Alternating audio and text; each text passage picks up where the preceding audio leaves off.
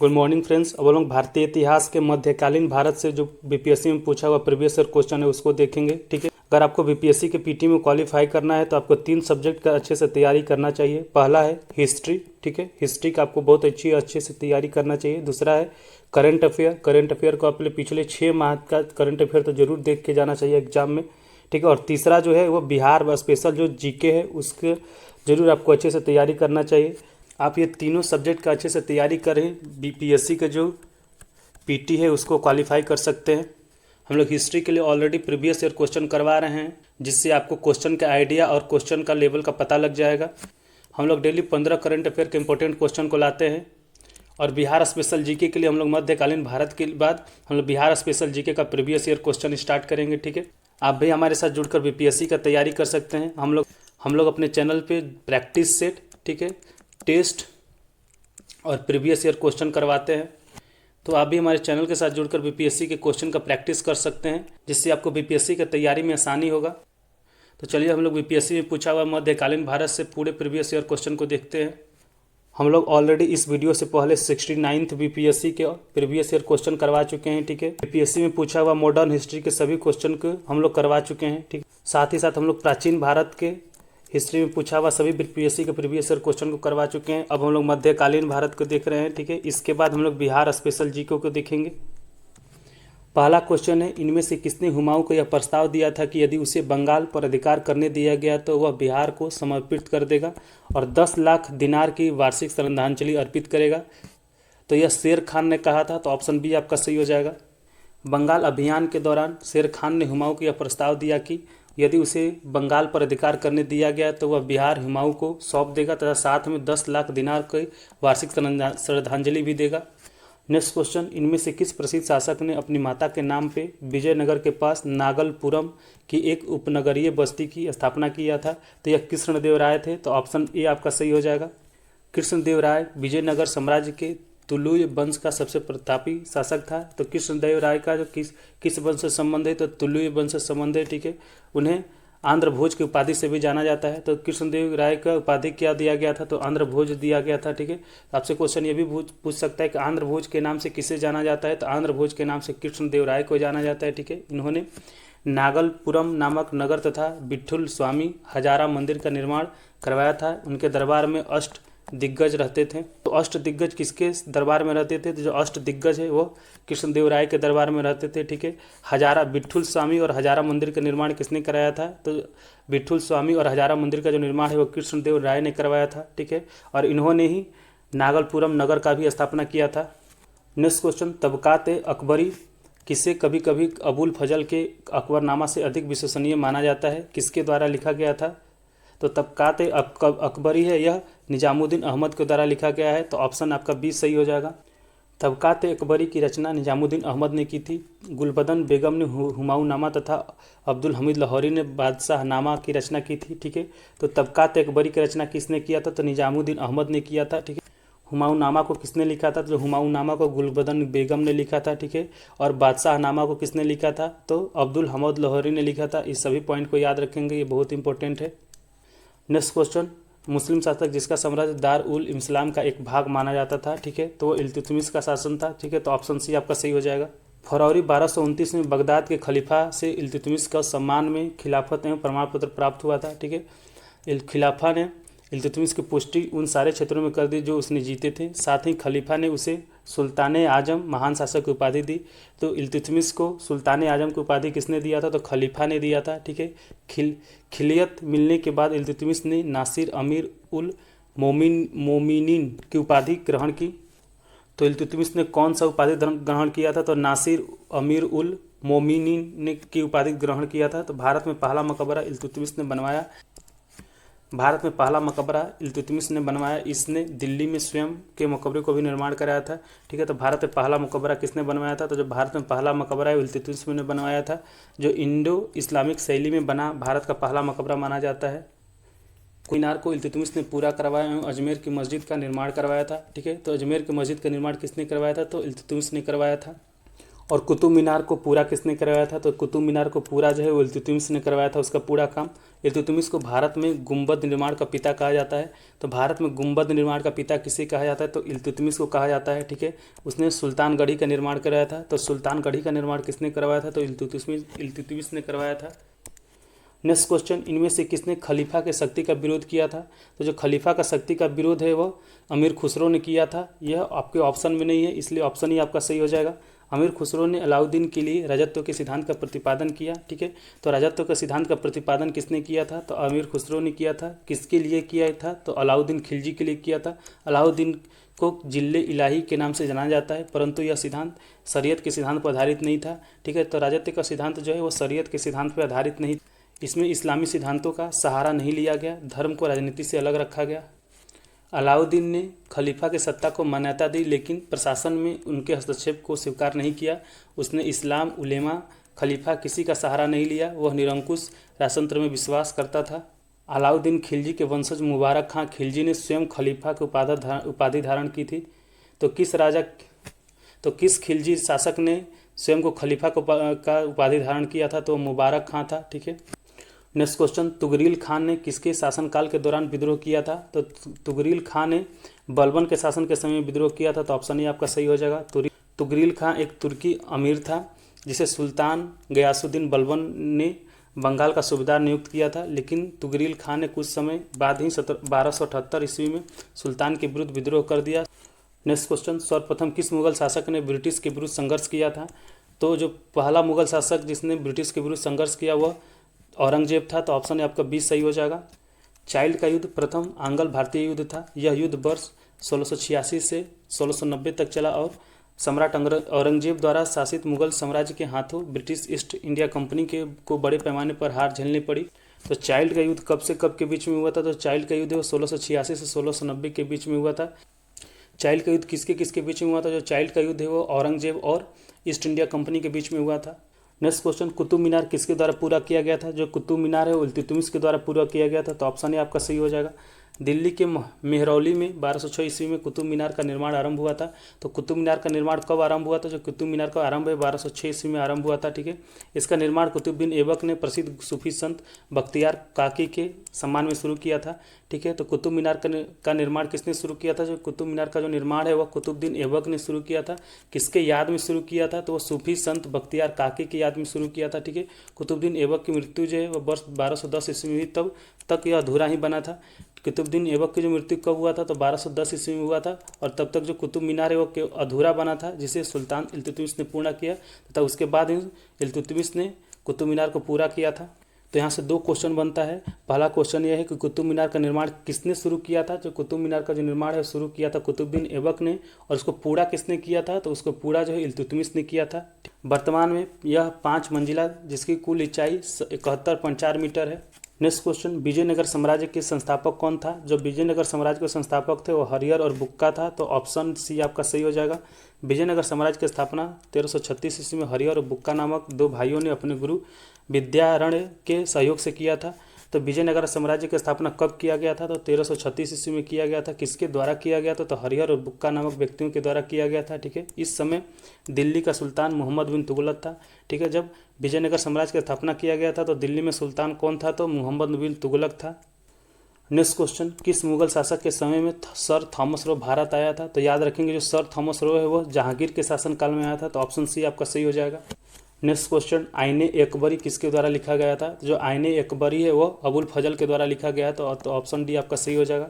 7 साल के मेहनत के बाद अबुल फजल ने 1598 में अकबरनामा पूर्ण करके सम्राट अकबर के सामने प्रस्तुत किया था।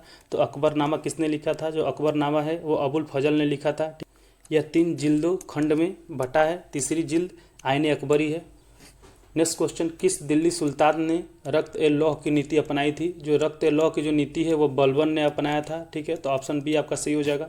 रक्त ए लौह की नीति का प्रतिपादन दिल्ली के सुल्तान बलबन द्वारा किया गया था, ठीक है। तो रक्त ए लौह की नीति का जो प्रतिपादन किसके द्वारा किया गया था? तो वह बलबन के द्वारा किया गया था, ठीक है। रक्त एवं लौह का तात्पर्य अपने शत्रुओं के प्रति कठोर नीति से है। राज दरबार में सिजदा एवं पैबोस प्रथा की शुरुआत बलबन ने ही किया था। तो सिजदा और पैबोस प्रथा का शुरुआत किसने किया था? तो बलबन ने किया था। इसे उलुग खां के नाम से भी जाना जाता है। तो बलबन के किस नाम से जाना जाता है? तो बलबन को उलुग खां के नाम से भी जाना जाता है। नेक्स्ट क्वेश्चन, कौन सा मध्यकालीन भारतीय साम्राज्य व्यापक स्तर पर स्थानीय स्वशासन के लिए प्रसिद्ध था? जो स्थानीय स्वशासन के लिए प्रसिद्ध थे वो चोल साम्राज्य थे। तो ऑप्शन आपका बी सही हो जाएगा। चोल वंश का संस्थापक विजयालय था। ठीक है, तो चोल वंश का संस्थापक कौन था? तो विजयालय था। ठीक है, इस वंश की राजधानी तंजौर थी।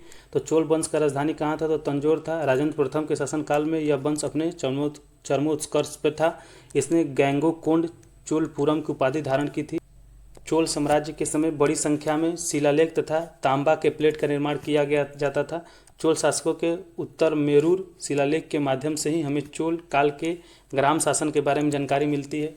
नेक्स्ट क्वेश्चन, प्राचीनकारी निम्न में से किससे संबंधित है? जो प्राचीनकारी है यह दीवारों में अर्ध कीमती पत्थर जड़कर फूलों की नक्काशी करना। ठीक है, तो ऑप्शन ए आपका सही हो जाएगा। नेक्स्ट क्वेश्चन, किस मुगल शासक ने चित्रकारी के लिए कारखाने बनवाए थे? तो जो चित्रकारी के लिए जो कारखाने वो अकबर ने बनवाया था। तो ऑप्शन आपका बी सही हो जाएगा। अकबर के शासनकाल में चित्रकला को काफ़ी सुनियोजित तरीके से विकसित किया जाता था। चित्रकला को बनाने वाले कलाकारों के लिए एक कारखाना एवं तस्वीर खाना बनवाया गया था। ये कलाकार इन स्थानों पर चित्रों को बनाया करते थे। लेकिन चित्रकारी का स्वर्ण युग जहांगीर के शासनकाल को माना जाता है। तो चित्रकारी का स्वर्ण युग किसके शासनकाल को माना जाता है? तो चित्रकारी का जो स्वर्ण युग है वह जहांगीर के शासनकाल को माना जाता है। नेक्स्ट क्वेश्चन, सन 1565 ईस्वी में कौन सा प्रसिद्ध युद्ध हुआ था? तो 1565 ईस्वी में तालीकोटा का युद्ध हुआ था। तो ऑप्शन डी आपका सही हो जाएगा। तालीकोटा का युद्ध बहमनी तथा विजयनगर साम्राज्य के मध्य लड़ा गया था। ठीक है, तो तालीकोटा का युद्ध किसके किसके बीच में लड़ा गया था? तो यह बहमनी साम्राज्य तथा विजयनगर साम्राज्य के बीच में लड़ा गया था। यह युद्ध राक्षस तगड़ी नामक स्थान पे हुआ था। ठीक है, तो तालीकोटा का युद्ध कहाँ हुआ था? तो राक्षस तांगड़ी नामक स्थान पे हुआ था। इस कारण इसे राक्षस तांगड़ी का युद्ध के नाम से भी जाना जाता है। ठीक है, तो तालीकोटा का युद्ध को किस नाम से जाना जाता है? तो इसे राक्षस तांगड़ी के युद्ध के नाम से भी जाना जाता है। इस युद्ध में विजयनगर साम्राज्य की हार का सामना करना पड़ा था। तो तालीकोटा के युद्ध में किसकी हार हुई थी? तो विजयनगर साम्राज्य का हार हुआ था। और कौन जीता था? तो बहमनी साम्राज्य जीता था। यह युद्ध 23 जनवरी 1565 में लड़ा गया था। तो तालीकोटा का युद्ध कब हुआ था? तो तालीकोटा का युद्ध है वो 23 जनवरी 1565 ईस्वी को हुआ था। इसमें विजयनगर साम्राज्य के विरुद्ध में अहमदनगर, बीजापुर, गोलकुंडा और बिदर शामिल थे। नेक्स्ट क्वेश्चन, सल्तनत काल में सार्वजनिक वितरण प्रणाली किसने आरंभ की थी?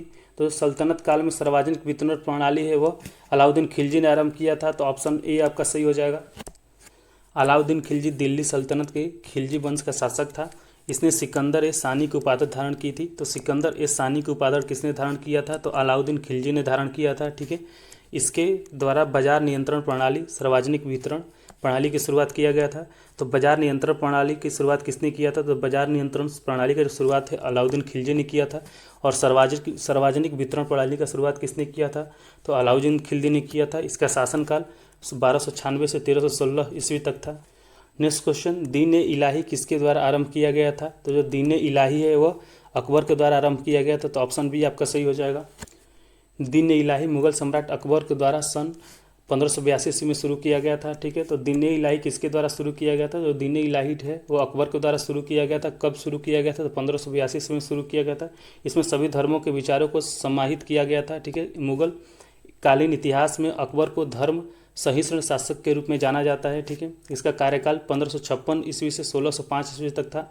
तो अकबर का शासनकाल कब से कब तक था? तो 1556 से 1605 ईस्वी तक था। अकबर द्वारा किए गए अन्य महत्वपूर्ण कार्य इस प्रकार हैं। ठीक है, तो इलाही संयत का जो स्थापना है वो अकबर ने ही कराया था 1583 ईस्वी में। इबादत खाना की स्थापना जो है किसने करवाया था? तो इबादत खाना का जो स्थापना है वो अकबर ने कराया था 1575 ईस्वी में। मजहर की घोषणा जो है वो अकबर ने कराया था 1579 ईस्वी में। तो ये सभी पॉइंट बहुत ही इंपॉर्टेंट है, ये सभी पॉइंट्स को याद रखेंगे। ठीक है, नेक्स्ट क्वेश्चन, अष्टप्रधान मंत्री परिषद किसके राज्य प्रबंध में सहायता करती थी? तो जो अष्टप्रधान मंत्री परिषद है वह शिवाजी के शासनकाल में था। तो ऑप्शन डी आपका सही हो जाएगा। मराठा शासक शिवाजी के सलाहकार परिषद को अष्टप्रधान कहा जाता था। ठीक है, तो अष्टप्रधान एक मंत्री परिषद था। ठीक है, वो किसके शासनकाल में था? तो शिवाजी के शासनकाल में था। शासन के कार्यों के सुचारू रूप से चलाने हेतु शिवाजी ने 8 मंत्रियों की एक परिषद का गठन किया गया था। इन अष्टप्रधान की भूमिका मात्र सलाहकार की होती थी। इन बातों को मानने के लिए शिवाजी बाध्य नहीं थे। नेक्स्ट क्वेश्चन, मुगल चित्रकला किसके नेतृत्व में अपने शीर्ष बिंदु पर था?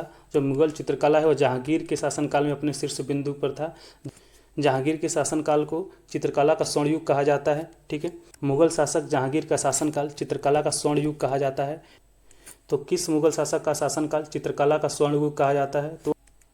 तो वह जहांगीर के शासनकाल को कहा जाता है। जहांगीर ने आगरा में एक चित्रशाला की स्थापना की थी। वह स्वयं चित्रकला का श्रेष्ठ पारखी था। वह तुज्जक ए जहांगीरी लिखता था। वह किसी चित्र को देखकर बता सकता था कि चित्र में आंखें किसने बनाई है और नाक किसने बनाई है। ठीक है। उस्ताद मंसूर, मुरीद, अबुल हसन, बिशन दास आदि जहांगीर के दरबार में प्रमुख चित्रकार थे। तो आपसे ये क्वेश्चन पूछ सकता है कि उस्ताद मंसूर, मुराद, अबुल हसन और बिशन दास किसके दरबार में थे? तो वह जहांगीर के दरबार में थे। नेक्स्ट क्वेश्चन, मध्यकालीन भारत में मनसबदारी व्यवस्था को लागू किया गया था। जो मध्यकालीन भारत में जो मनसबदारी व्यवस्था है वह स्वच्छ प्रशासन सुनिश्चित करने के लिए लागू किया गया था। तो ऑप्शन डी आपका सही हो जाएगा। मनसबदारी एक सैन्य एवं प्रशासनिक व्यवस्था थी जिसे अकबर द्वारा प्रारंभ किया गया था। तो मनसबदारी व्यवस्था किसने प्रारंभ किया था? तो मनसबदारी जो व्यवस्था है वो अकबर ने आरंभ किया था। ठीक है। मनसबदारी व्यवस्था मंगोलों के दशमलव पद्धति पर आधारित थी। तो जो मनसबदारी व्यवस्था है किस पे आधारित थी? तो मंगोलों के दशमलव पद्धति पर आधारित था। मनसब से तात्पर्य पद से होता है। मनसबदारी व्यवस्था का संबंध सैन्य प्रशासन से था। तो मनसबदारी व्यवस्था का संबंध किससे था? तो वह सैन्य प्रशासन से था। नेक्स्ट क्वेश्चन, अष्टप्रधान का गठन किसने किया था? जो अष्टप्रधान का जो गठन है वो शिवाजी ने किया था। तो ऑप्शन डी आपका सही हो जाएगा। अष्टप्रधान शिवाजी के मंत्री परिषद को कहा जाता था। अष्टप्रधान शिवाजी द्वारा स्थापित एक प्रशासनिक सलाहकारी परिषद था या मंत्री परिषद था जिसमें सबसे प्रमुख पेशवा था। पेशवा जो है वो सर्वोच्च अधिकारी होता था या प्रधानमंत्री होता था। यह अष्टप्रधान में आमद तो जो है राजस्व मंत्री, अर्थ मंत्री, इसको वित्त मंत्री आप बोल सकते हो, वित्त मंत्री। ठीक है। सुमंत जो है वो विदेश मंत्री को कहते थे। ठीक है। चिटनीस जो है राजकीय पत्र व्यवहार था। सेनापति जो है वो सेना का प्रधान होता था। न्यायाधीश जो है मुख्य न्यायाधीश होता था। पंडित राव जो है वो धार्मिक सलाहकार होता था। और वाकायानीस जो है वो गृह मंत्री और गुप्तचर मंत्री होते थे। नेक्स्ट क्वेश्चन, दिल्ली के किस सुल्तान ने सबसे ज़्यादा नहरों का निर्माण किया था? तो जो नहरों का जो सबसे ज़्यादा निर्माण हुआ फिरोज शाह तुगलक ने किया था। तो ऑप्शन आपका ये सही हो जाएगा। दिल्ली सल्तनत में तुगल वंश के शासक फिरोज शाह तुगलक 1351 से 1388 में अपने शासनकाल में सर्वाधिक नहरों का निर्माण करवाया। फिरोज शाह तुगलक को सल्तनत काल का कल्याणकारी शासक भी कहा जाता है। नेक्स्ट क्वेश्चन, बंगाल की खाड़ी में समुद्री डकैती हेतु हुगली का उपयोग कौन करता था? तो बंगाल की खाड़ी में समुद्री जो डकैती है वह पुर्तगाली लोग करते थे। तो ऑप्शन ए आपका सही हो जाएगा। 16वीं और 17वीं शताब्दी में पुर्तगालियों ने बंगाल की खाड़ी में समुद्री डकैती के लिए हुगली नदी का प्रयोग किया। बाद में मुगलों ने पुर्तगालियों के लूटपाट पर नियंत्रण लगाया था। नेक्स्ट क्वेश्चन, किसने भारत में चिश्ती संप्रदाय की स्थापना किया था? तो जो चिश्ती संप्रदाय की स्थापना है वो मोइनुद्दीन चिश्ती ने किया था। तो ऑप्शन सी आपका सही हो जाएगा। भारत में चिश्ती संप्रदाय की स्थापना ख्वाजा मोइनुद्दीन चिश्ती ने किया था। मोइनुद्दीन चिश्ती एक धार्मिक विद्वान एवं दार्शनिक थे। ख्वाजा मोइनुद्दीन चिश्ती ने बाबा फरीद को अपना उत्तराधिकारी घोषित किया था। उनका दरगाह अजमेर में है। तो चिश्ती संप्रदाय की स्थापना है वो किसने किया था? तो ख्वाजा मोइनुद्दीन चिश्ती ने किया था। ठीक है। मोइनुद्दीन चिश्ती ने अपना उत्तराधिकारी किसको घोषित किया था? तो बाबा फरीद को घोषित किया था। मोइनुद्दीन चिश्ती का दरगाह कहाँ पे है? तो अजमेर में है। नेक्स्ट क्वेश्चन, शिवाजी के शासन तंत्र में विदेश मंत्री के नाम से जाना जाता था। तो शिवाजी के शासन तंत्र में विदेश मंत्री आपको सुमंत को कहा जाता था। तो ऑप्शन डी आपका सही हो जाएगा। शिवाजी को मराठा साम्राज्य का संस्थापक माना जाता है। तो मराठा साम्राज्य का संस्थापक कौन था? तो वो शिवाजी थे। शिवाजी ने 1656 ईस्वी में रायगढ़ को अपनी राजधानी बनाया था। 1674 ईस्वी में शिवाजी ने अपना राज्याभिषेक करवाया था। तो शिवाजी ने रायगढ़ को अपना राजधानी कब बनाया था? ठीक है। और शिवाजी ने अपना राज्याभिषेक कब किया था? तो 1674 ईस्वी में किया था। 53 वर्ष की आयु में 1680 ईस्वी को शिवाजी की मृत्यु हो गई थी। तो शिवाजी का मृत्यु कब हुआ था? तो 1680 ईस्वी में हुआ था। उस समय वह 53 वर्ष के थे। शिवाजी के मंत्रिमंडल को अष्टप्रधान कहा जाता था। ठीक है। जिसमें विदेश मंत्री को सुमंत के नाम से जाना जाता था। नेक्स्ट क्वेश्चन, बिहार पर बख्तियार खिलजी के हमले का पहला विवरण प्राप्त हुआ है। तो जो बख्तियार खिलजी का हमले का पहला विवरण है वह तबकात नासिरी से प्राप्त हुआ। तो ऑप्शन बी आपका सही हो जाएगा। बख्तियार खिलजी ने बिहार के प्रसिद्ध शैक्षणिक स्थल जैसे नालंदा, उदंतपुरी, विक्रमशिला को काफ़ी नुकसान पहुंचाया था। ठीक है। बख्तियार खिलजी के बिहार पर आक्रमण का विवरण तबकात नासिरी से प्राप्त होता है। बख्तियार खिलजी कुतुबुद्दीन ऐबक का सेना नायक था। तो बख्तियार खिलजी कौन था? तो वह कुतुबुद्दीन ऐबक का सेना नायक था। नेक्स्ट क्वेश्चन, किस सुल्तान ने जमीन में फसल की नपाई आधा राजस्व के रूप में दावा किया था? तो जमीन में फसल की नपाई का आधा राजस्व है जो वो अलाउद्दीन खिलजी ने दावा किया था। तो ऑप्शन सी आपका सही हो जाएगा। सर्वप्रथम अलाउद्दीन खिलजी ने जमीन की फसल की नपाई का आधा राजस्व के रूप में वसूलने का प्रथा शुरू की। इसने कृषि आबादी वाले क्षेत्रों पर गृह कर एवं चारागाह कर का भी लगाया था। इसने अपने प्रारंभिक सफलता से प्रोत्साहित होकर सिकंदर ए सानी द्वितीय सिकंदर की उपाधि धारण की थी। तो अलाउद्दीन खिलजी ने कौन सी उपाधि धारण किया था? जो अलाउद्दीन खिलजी ने सिकंदर ए सानी का उपाधि धारण किया था, द्वितीय सिकंदर। नेक्स्ट क्वेश्चन, शेख बहाउद्दीन जकारिया किस संप्रदाय से थे? तो जो शेख बहाउद्दीन जकारिया हैं वो सुहरावर्दी संप्रदाय से थे। तो ऑप्शन ए आपका सही हो जाएगा। शेख बहाउद्दीन जकारिया सुहरावर्दी संप्रदाय से थे। सुहरावर्दी संप्रदाय को चिश्ती संप्रदाय की तुलना में अधिक रूढ़िवादी माना जाता है। इल्तुतमिश ने इन्हें शेख उल इस्लाम की उपाधि दी थी। ठीक है, तो शेख बहाउद्दीन जकारिया को शेख उल इस्लाम की उपाधि किसने दिया था? तो इल्तुतमिश ने दिया था। नेक्स्ट क्वेश्चन, इन शासकों में से किसने अपनी सैन्य टुकड़ी को 200, 250 एवं 500 की इकाई में विभाजित किया था?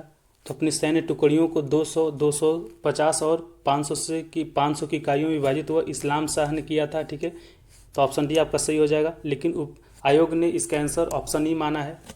शेर शाह के उत्तराधिकारी इस्लाम शाह ने अपनी सैन्य टुकड़ियों को 50, 200, 250 और 500 की इकाइयों में विभाजित किया था। शेर शाह का पुत्र इस्लाम शाह था। ठीक है, तो शेर शाह का पुत्र कौन था? इस्लाम शाह था। सिकंदर शाह ने अपने शासन काल में इस्लाम शाह के सैन्य व्यवस्था को लागू रखा था।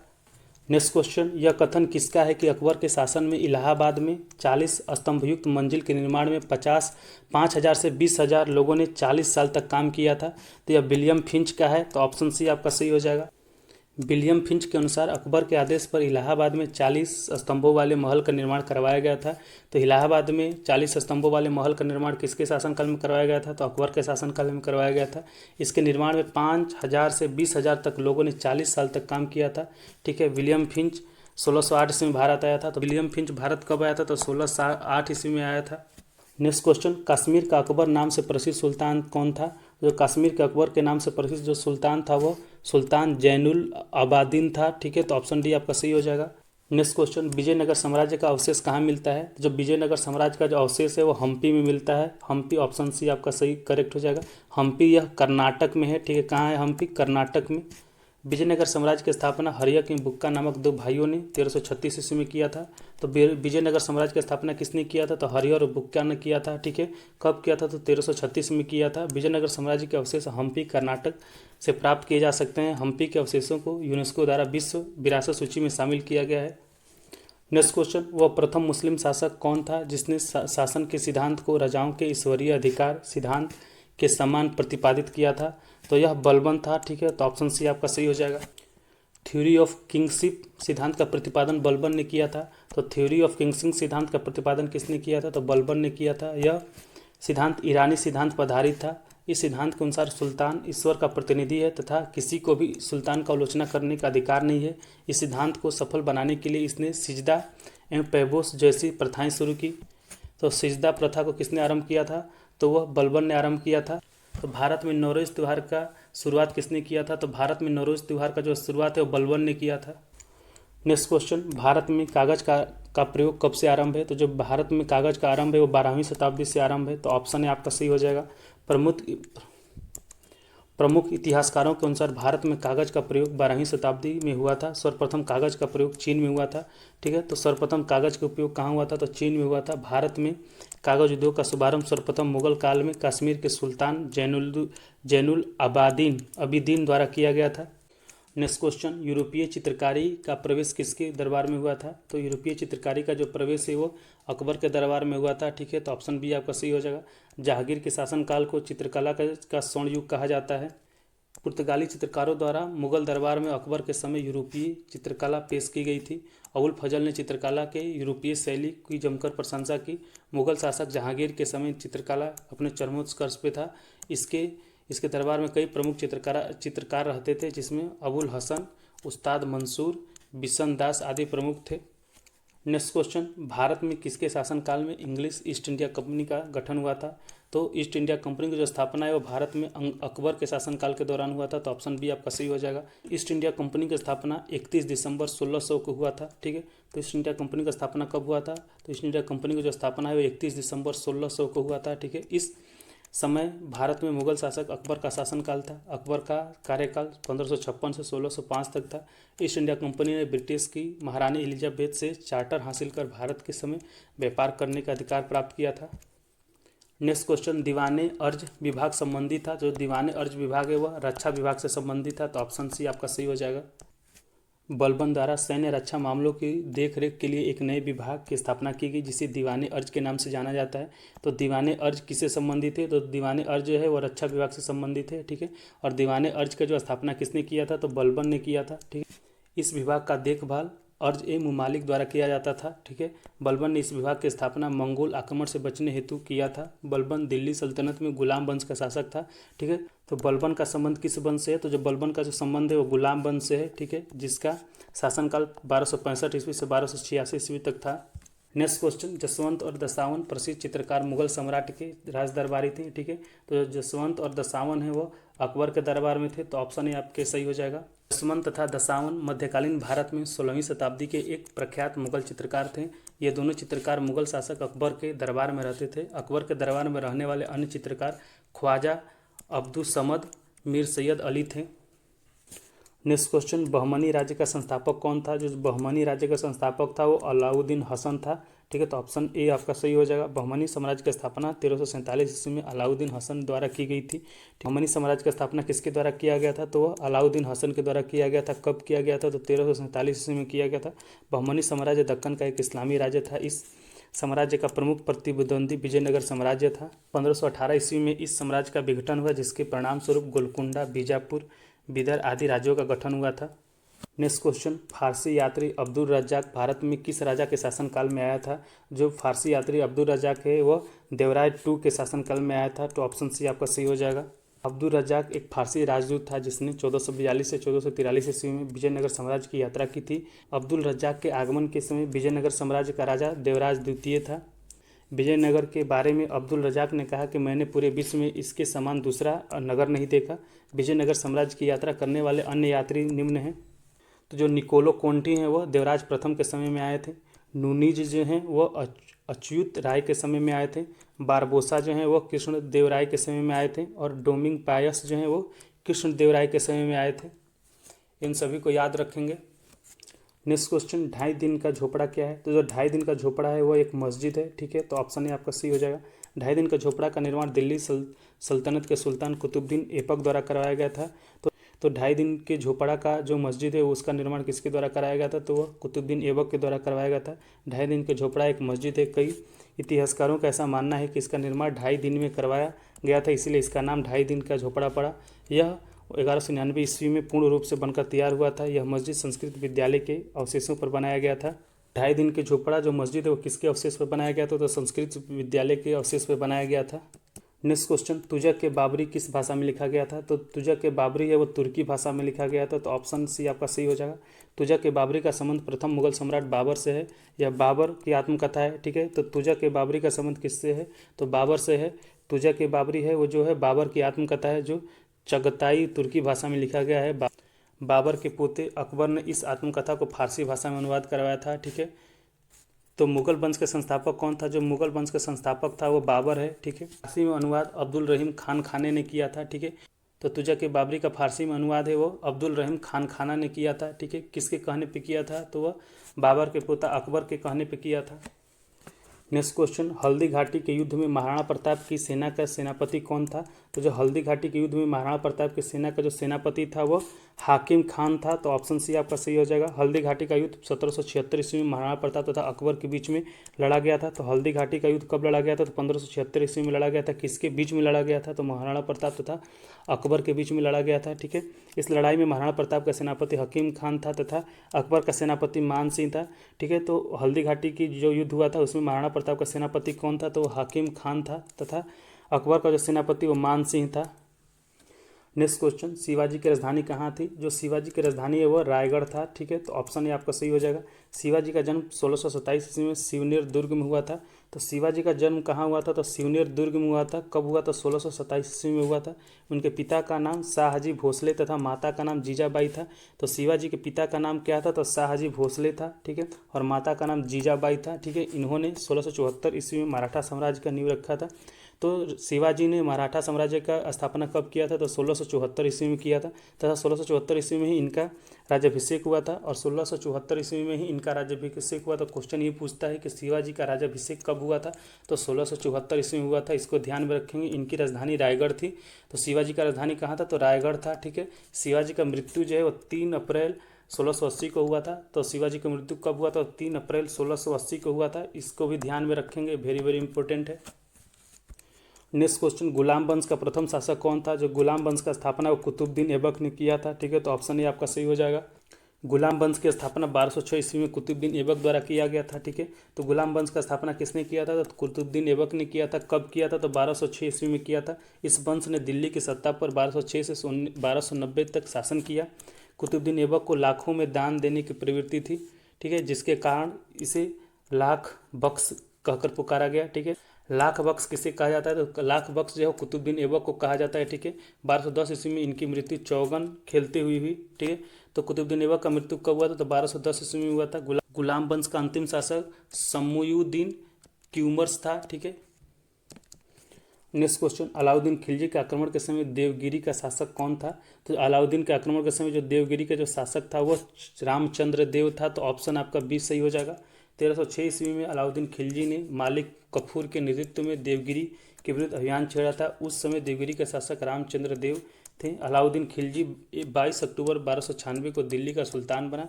तो अलाउद्दीन खिलजी दिल्ली का सुल्तान कब बना था? तो 22 अक्टूबर 1296 को बना था, ठीक है। इसने घोड़ा दागने एवं सैनिकों के हुलिया बदलने की प्रथा की शुरुआत की थी। नेक्स्ट क्वेश्चन, निम्नलिखित में से किस मुस्लिम शासक ने तीर्थ यात्रा कर समाप्त कर दिया था? जो तीर्थ यात्रा कर है वह अकबर ने समाप्त किया था। तो ऑप्शन डी आपका सही हो जाएगा। मुगल बादशाह अकबर का शासनकाल 1556 से 1605 ईस्वी तक था, ठीक है। तो अकबर का शासनकाल कब से कब तक? तो 1556 से 1605 ईस्वी तक था। अकबर ने हिंदू मुस्लिम संप्रदायों के बीच की दूरी को कम करने हेतु दीन इलाही की स्थापना किया था। तो दीन इलाही की स्थापना किसने किया था? तो दीन इलाही की जो स्थापना है वो अकबर ने किया था, ठीक है। 1563 ईस्वी में इसने तीर्थ यात्रा कर पूरी तरह समाप्त कर दिया था। तो तीर्थ यात्रा कर किसने समाप्त किया था? तो तीर्थ यात्रा कर अकबर ने समाप्त किया था। कब समाप्त किया था? तो 1563 ईस्वी में समाप्त किया था। अकबर द्वारा किए गए कुछ महत्वपूर्ण जो काम है वो निम्न है। अकबर ने दास प्रथा का जो अंत है वो 1562 ईस्वी में किया था। तीर्थ यात्रा कर को जो समाप्त है वो 1563 ईस्वी में किया था। जजिया कर को समाप्त 1564 ईस्वी में किया था। इबादत खाना की जो स्थापना है 1575 में किया था। और मजहर की जो घोषणा है वो 1579 में किया था। इन सभी को याद कर लेंगे, यह एग्जाम के दृष्टिकोण से बहुत ही इंपॉर्टेंट है। नेक्स्ट क्वेश्चन, फिरोज तुगलक द्वारा स्थापित दार उल सफ़ा क्या था? तो दारुल सफ़ा है वह एक खैराती अस्पताल था। तो ऑप्शन बी आपका सही हो जाएगा। फिरोज तुगलक वंश का एक प्रतापी शासक था जो अपने लोक कल्याणकारी कार्यों के लिए प्रसिद्ध था। इसने दिल्ली में एक अस्पताल की स्थापना कराई थी जिसे दार उल सफ़ा के नाम से जाना जाता था। फिरोज शाह तुगलक ने ही सर्वप्रथम ब्राह्मणों पर जजिया कर लगाया था। तो ब्राह्मणों पर सर्वप्रथम जजिया कर किसने लगाया था? तो फिरोज शाह तुगलक ने लगाया था, ठीक है। इसको याद रखेंगे। फिरोज शाह तुगलक को सल्तनत काल का अकबर भी कहा जाता है। तो सल्तनत काल का अकबर किसे कहा जाता है? तो फिरोज शाह तुगलक को कहा जाता है। नेक्स्ट क्वेश्चन, अस्थाई बंदोबस्त किसके साथ किया गया था? जो अस्थाई बंदोबस्त है वो जमींदारों के साथ किया गया था। तो ऑप्शन ए आपका सही हो जाएगा। भारत में अस्थाई बंदोबस्त की शुरुआत लॉर्ड कॉर्नवालिस ने किया था। तो भारत में अस्थाई बंदोबस्त का शुरुआत किसने किया था? तो लॉर्ड कॉर्नवालिस ने किया था, ठीक है। इससे जमींदारी प्रथा के नाम से भी जाना जाता है, ठीक है। तो अस्थाई बंदोबस्त को किस प्रथा के नाम से जाना जाता है? तो जमींदारी प्रथा के नाम से भी जाता है। तो जमींदारी प्रथा का आरंभ किसने किया था? जो जमींदारी प्रथा का आरंभ है वो लॉर्ड कॉर्नवालिस ने किया था, ठीक है। भारत के लगभग 19% भाग पर यह प्रथा लागू की गई थी। तो जमींदारी प्रथा भारत के कितने परसेंट भाग पर लागू किया गया था? तो जमींदारी प्रथा है वो 19% भाग पर लागू किया गया था, ठीक है। यह व्यवस्था बंगाल, बिहार तथा उड़ीसा के क्षेत्रों में लागू किया गया था। तो बंगाल, बिहार और उड़ीसा के क्षेत्रों में कौन सा प्रथा लागू किया गया? तो जमींदारी प्रथा लागू किया गया था। नेक्स्ट क्वेश्चन, इत्मादुद्दौला का मकबरा आगरा में किसने बनवाया था? जो इत्मादुद्दौला का मकबरा है वो आगरा में नूरजहाँ ने बनवाया था। तो ऑप्शन सी आपका सही हो जाएगा। इत्मादुद्दौला के मकबरा का निर्माण नूरजहाँ ने करवाया था। यह आगरा, इसमें यमुना नदी के किनारे स्थित है। यह मकबरा नूरजहाँ ने अपने पिता गयासुद्दीन बिन बेग के याद में बनवाया था। उनके पिता मुगल शासक जहांगीर के दरबार में मंत्री थे। नेक्स्ट क्वेश्चन, मध्यकाल में बटाई शब्द का अर्थ था? जो मध्यकाल में जो बटाई शब्द का अर्थ था वो लगान निर्धारण का तरीका था। तो ऑप्शन बी आपका सही हो जाएगा। बटाई के अंतर्गत कृषि भूमि पर उत्पादित कुल फसल के अनुमान के आधार पर लगान का निर्धारण किया जाता था। मध्यकाल में बटाई प्रचलन सर्वाधिक था जिसका अर्थ लगान निर्धारण के तरीके से था। नेक्स्ट क्वेश्चन, सभी भक्ति संतों के मध्य एक समान विशेषता थी जो उन्होंने अपनी वाणी को उसी भाषा में लिखे जिसे उनके भक्त समझते थे, ठीक है। तो ऑप्शन ए आपका सही हो जाएगा। नेक्स्ट क्वेश्चन, मुगल प्रशासन में मुहतसिब था? जो मुगल प्रशासन में मुहतसिब था वह एक आचरण अधिकारी था। तो ऑप्शन सी आपका सही हो जाएगा। मुगल काल में मुहतसिब लोक आचरण अधिकारी था। इसका मुख्य कार्य यह सुनिश्चित करना था कि प्रजा इस्लाम के कानूनों के अनुसार आचरण कर रही है अथवा नहीं। नेक्स्ट क्वेश्चन, अलाउद्दीन खिलजी के आक्रमण के समय देवगिरी के शासक कौन था? तो जो अलाउद्दीन खिलजी के आक्रमण के समय देवगिरी के जो शासक था वो रामचंद्र देव था। तो ऑप्शन ए आपका सही हो जाएगा। 1296 ईस्वी में अलाउद्दीन खिलजी ने देवगिरी पर आक्रमण किया था। ठीक है, तो अलाउद्दीन खिलजी ने देवगिरी पर कब आक्रमण किया था? तो 1296 ईस्वी में किया था। उस समय देवगिरी का शासक रामचंद्र देव था। तो अलाउद्दीन खिलजी ने जब देवगिरी पर आक्रमण किया तो वहाँ का शासक कौन था? तो रामचंद्र देव था। ठीक, इस आक्रमण के बाद रामचंद्र देव ने प्रतिवर्ष एली चपूर की आय भेजने का वादा किया था। ठीक है, परंतु रामचंद्र देव के पुत्र शंकर देव ने इस भुगतान को रोक दिया था। नेक्स्ट क्वेश्चन, गुलाम वंश का प्रथम शासक कौन था? जो गुलाम वंश का स्थापना है वो कुतुबुद्दीन ऐबक ने किया था। तो ऑप्शन बी आपका सही हो जाएगा। गुलाम वंश की स्थापना 1206 ईस्वी में कुतुबुद्दीन ऐबक ने किया था। तो गुलाम वंश का स्थापना कब किया गया था? तो 1206 ईस्वी में किया गया था। किसके द्वारा किया गया था? तो कुतुबुद्दीन ऐबक के द्वारा किया गया था। ठीक है, कुतुबुद्दीन ऐबक मोहम्मद गौरी का गुलाम था। तो कुतुबुद्दीन ऐबक कौन था? तो कुतुबुद्दीन ऐबक जो है वो मोहम्मद गौरी का गुलाम था, इसीलिए उसने गुलाम वंश का स्थापना किया था। ऐबक को लाख बख्श के नाम से भी जाना जाता है। तो कुतुबुद्दीन ऐबक को किस नाम से जाना जाता है? तो वह लाख बख्श के नाम से जाना जाता है। वर्ष 1210 ईस्वी में कुतुबुद्दीन ऐबक की मृत्यु चौगन खेलते समय हुई थी। तो कुतुबुद्दीन ऐबक का मृत्यु कब हुआ था? तो 1210 ईस्वी में हुआ था। ठीक है, दिल्ली स्थित कुतुब मीनार के निर्माण की शुरुआत करने का श्रेय भी कुतुबुद्दीन ऐबक को जाता है। तो दिल्ली स्थित कुतुब मीनार का जो निर्माण का शुरुआत किसने किया था? तो वह कुतुबुद्दीन ऐबक ने किया था। और दिल्ली स्थित जो कुतुब मीनार का जो पूरा किसने करवाया था? तो इल्तुतमिश ने करवाया। नेक्स्ट क्वेश्चन, बंगाल प्रांत के साथ बिहार प्रांत को कब मिलाया गया था? तो बंगाल प्रांत के साथ बिहार को 1734 ईस्वी में मिलाया गया था। तो ऑप्शन डी आपका सही हो जाएगा। वर्ष 1733 के पश्चात बंगाल के नवाब ने बिहार और उड़ीसा प्रांत पर प्रत्यक्ष शासन ग्रहण कर लिया।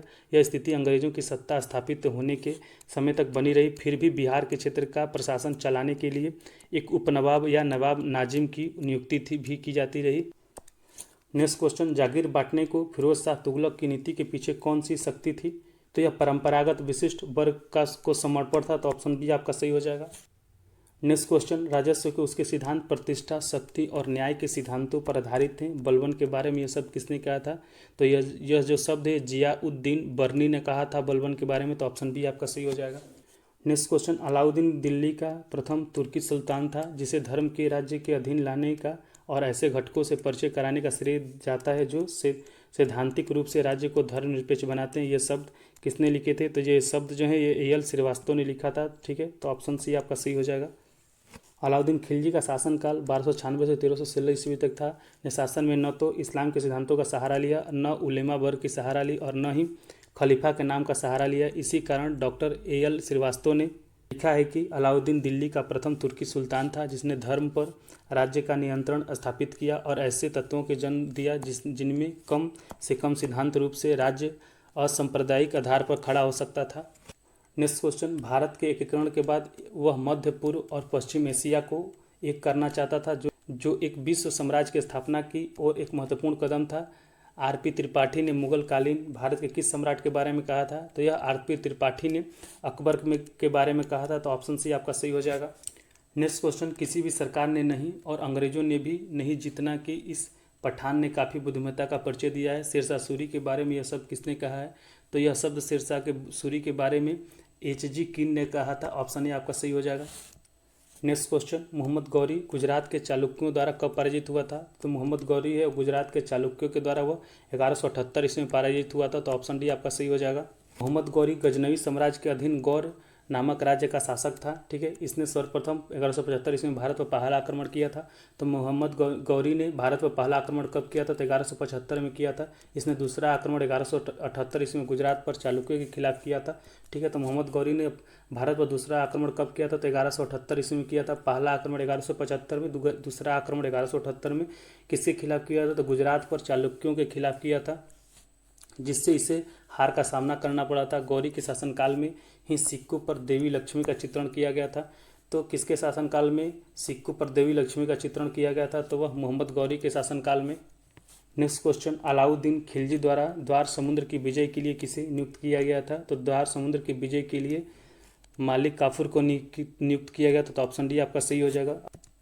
अलाउद्दीन खिलजी वंश का एक प्रतापी शासक था। इसने अपने शासनकाल में कई विजय अभियान चलाए तथा क्षेत्रों को जीतकर अपने साम्राज्य में मिलाते गए। इसने मलिक काफूर को द्वार समुद्र की विजय हेतु मुख्य सेनानायक नियुक्त किया था। नेक्स्ट क्वेश्चन, मोरक्को के यात्री इब्न बतूता का वृत्तांत किस रूप में जाना जाता है? तो इब्न बतूता का जो वृत्तांत है वह रहेला के नाम से जाना जाता है। तो ऑप्शन ए आपका सही हो जाएगा। इब्न बतूता मोरक्को का निवासी था तथा यह मोहम्मद बिन तुगलक के शासनकाल में भारत आया था। तो क्वेश्चन यहाँ से यह बन सकता है कि इब्न बतूता किसके शासनकाल में भारत आया था? तो यह मोहम्मद बिन तुगलक के शासनकाल में भारत आया था। ठीक है, इब्न बतूता के जीवन काल का वर्णन रहेला नामक पुस्तक में किया गया है। इस पुस्तक के माध्यम से 14वीं शताब्दी के भारत के सामाजिक तथा सांस्कृतिक जीवन के विषय का वर्णन प्राप्त किया जा सकता है। नेक्स्ट क्वेश्चन, फतेहपुर सीकरी स्थित प्रसिद्ध बुलंद दरवाजा जामा मस्जिद का कौन सा प्रवेश द्वार बनता है? तो बुलंद दरवाजा जामा मस्जिद का दक्षिणी प्रवेश द्वार होता है। तो ऑप्शन सी आपका सही हो जाएगा। मुगल सम्राट अकबर द्वारा 1571 ईस्वी में गुजरात विजय के उपलक्ष्य में बुलंद दरवाजा का निर्माण किया गया था। तो बुलंद दरवाजा का निर्माण किसने किया था? तो बुलंद दरवाजा का जो निर्माण है वो अकबर ने किया था। कब किया था? तो 1571 ईस्वी में किया था। किसके उपलक्ष्य में किया था? तो अपने गुजरात विजय के उपलक्ष्य में किया था। यह मस्जिद का प्रवेश द्वार दक्षिण दिशा में स्थित है। ठीक है, तो यह जो मस्जिद है इसका प्रवेश द्वार कहाँ स्थित है? तो दक्षिण दिशा में स्थित है। बुलंद दरवाजा का प्रवेश द्वार दुनिया का सबसे ऊंचा प्रवेश द्वार है। नेक्स्ट क्वेश्चन, 26 जून 1539 ईस्वी को शेरशाह और हुमायूं के बीच में युद्ध कहाँ लड़ा गया था? तो शेरशाह और हुमायूं के बीच में चौसा का युद्ध लड़ा गया था। ठीक है, तो ऑप्शन डी आपका सही हो जाएगा। तो आपसे क्वेश्चन में ये भी पूछ सकता है कि चौसा का युद्ध कब हुआ? तो जो चौसा का युद्ध है वह 26 जून, ठीक है, 26 जून 1539 को हुआ था। अलाउद्दीन खिलजी ने 1303 ईस्वी में चित्तौड़ अभियान की शुरुआत की थी। ठीक है, उस समय चित्तौड़ का शासक राणा रतन सिंह था। इस अभियान में राणा रतन सिंह की पराजय हुई थी। तो अलाउद्दीन खिलजी ने चित्तौड़ पर आक्रमण कब किया था? तो अलाउद्दीन खिलजी ने चित्तौड़ पर आक्रमण 1303 ईस्वी में किया था। नेक्स्ट क्वेश्चन, मुगल प्रशासन में मुख्य काजी था। तो जो मुगल प्रशासन में जो मुख्य काजी था वो मुख्य न्यायाधीश होता था। तो ऑप्शन आपका ए सही हो जाएगा। मुगल प्रशासन में मुख्य काजी से तात्पर्य मुख्य न्यायाधीश से था। यह न्याय विभाग का प्रधान था। मुगल प्रशासन में मुख्य काजी को काजी उल कुज्जात के नाम से जाना जाता था। तो मुगल प्रशासन में मुख्य काजी को किस नाम से जाना जाता था? तो वह काजी उल कुज्जात के नाम से जाना जाता था। नेक्स्ट क्वेश्चन, भारत में मुगल वंश का संस्थापक कौन था? तो भारत में मुगल वंश का जो संस्थापक था वो बाबर था। ठीक है, तो ऑप्शन डी आपका सही हो जाएगा। पानीपत का प्रथम युद्ध के बाद बाबर ने स्वयं को बादशाह घोषित किया तथा भारत में मुगल वंश की स्थापना की। तो मुगल वंश का स्थापना किसने किया था? तो मुगल वंश का जो स्थापना है बाबर ने किया था। तो आपसे क्वेश्चन ये भी पूछ सकता है कि किस युद्ध के बाद मुगल वंश का स्थापना हुआ था? तो वह पानीपत के प्रथम युद्ध के बाद। ठीक है, पानीपत का प्रथम युद्ध किसके किसके बीच में हुआ? तो यह इब्राहिम लोदी और बाबर के बीच में हुआ था। ठीक है, बाबर तैमूर तथा चंगेज खान के वंशज थे। ठीक है, तो बाबर के जो पिता थे वो तैमूर के वंशज थे और उसकी जो माता थी वो चंगेज खान के वंशज थी। बाबर का उत्तराधिकारी इसका पुत्र हुमायूं हुआ। बाबर के पिता का नाम उमर शेख मिर्जा तथा माता का नाम कुतलुक निगार खानम था। तो बाबर के पिता का क्या नाम था? तो बाबर के जो पिता का नाम था उमर शेख मिर्जा था और उसके जो माता का नाम था वो कुतलुक निगार खानम था। नेक्स्ट क्वेश्चन, खिलजी वंश का प्रथम शासक कौन था? जो खिलजी वंश का जो प्रथम शासक था वो जलालुद्दीन खिलजी था। तो ऑप्शन ए आपका सही हो जाएगा। खिलजी वंश का संस्थापक तथा प्रथम शासक जलालुद्दीन खिलजी था। तो खिलजी वंश का संस्थापक कौन है? तो खिलजी वंश का जो संस्थापक है वो जलालुद्दीन खिलजी है। ठीक है, खिलजी वंश की राजधानी किलो खरी थी। ठीक है, तो खिलजी वंश का राजधानी कहाँ था? वह किलो खरी था। जलालुद्दीन खिलजी की हत्या 1296 ईस्वी में उसके भतीजे अलाउद्दीन खिलजी ने किया था। तो जलालुद्दीन खिलजी का हत्या किसने किया था? तो जलालुद्दीन खिलजी का जो हत्या है उसके भतीजे अलाउद्दीन खिलजी ने किया था। कब किया था? तो 1296 ईस्वी में किया था। अलाउद्दीन खिलजी शासनकाल में भू राजस्व के दर को बढ़ाकर आधा भाग किया गया था। इसके शासनकाल में ही मूल्य नियंत्रण प्रणाली को लागू किया गया था। ठीक है, तो मूल्य नियंत्रण प्रणाली को किसके शासनकाल में लागू किया गया था? तो मूल्य नियंत्रण प्रणाली को अलाउद्दीन खिलजी के शासनकाल में लागू किया गया था। तो फ्रेंड ये है मध्यकालीन भारत से बीपीएससी में पूछा हुआ क्वेश्चन। ठीक है, अभी तक पिछले 10 वर्षों में मध्यकालीन भारत से 72 क्वेश्चन पूछा गया है। अभी तक बीपीएससी में मध्यकालीन से 72 क्वेश्चन पूछा गया है। हम लोग इसी तरह बीपीएससी के प्रीवियस ईयर क्वेश्चन को विथ डिस्कशन कराते हैं। ठीक है, अभी हमारे साथ जुड़कर बीपीएससी का तैयारी कर सकते हैं और क्वेश्चन का प्रैक्टिस कर सकते हैं। इसके बाद हम लोग बीपीएससी में बिहार से पूछा हुआ क्वेश्चन को देखेंगे, बिहार जीके, क्योंकि बीपीएससी में भी बिहार जीके से बहुत क्वेश्चन पूछता है। तो इस सब्जेक्ट को भी तैयार करना बहुत ज़रूरी है। जैसा कि मैं हमेशा बताता हूं कि बीपीएससी के अगर पीटी आपको निकालना है तो आपको 3 सब्जेक्ट अच्छे से तैयारी करना होगा। पहला है हिस्ट्री, ठीक है, दूसरा है आप करेंट अफेयर, ठीक है, और तीसरा जो है आपका बिहार स्पेशल जो जीके आता है, ठीक है, उसको आपको बहुत अच्छे से तैयार करना होगा, तभी जाके आप बीपीएससी के पीटी को क्वालिफाई कर सकते हैं। ठीक है, तो फ्रेंड अगर यह वीडियो आपको अच्छा लगा तो वीडियो को लाइक कर दीजिए, ठीक है, चैनल को सब्सक्राइब कर लीजिए। धन्यवाद।